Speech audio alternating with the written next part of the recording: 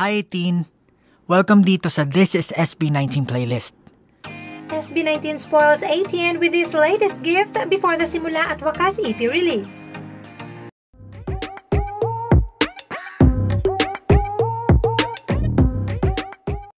Five days before the Simula at Wakas EP release, SB19 has dropped a new gift for the fans, something that they have really given time and effort. They have made a playlist dedicated to 18.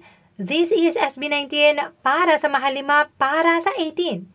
This playlist includes a breakdown of their EP and songs that will lead to Simula at Wakas. This is a well-curated playlist, bagay na sila lang ang nakagawa at dedicated pa para sa mga fans. Here's a few clips.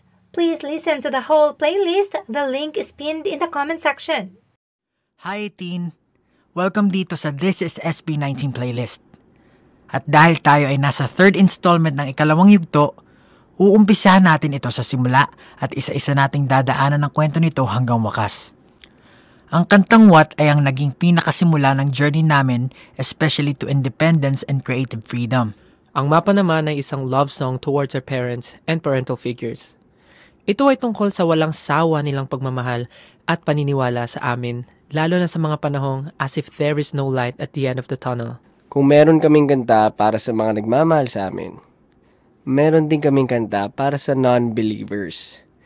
Bazinga is an anthem where we say that all your hate is fuel for us. At syempre, di namin kayo kakalimutan, ang minamahal naming 18. Mula noon hanggang ngayon, kasama namin kayo sa aming paglalakbay. Regardless of paano or kailan ka naging fan.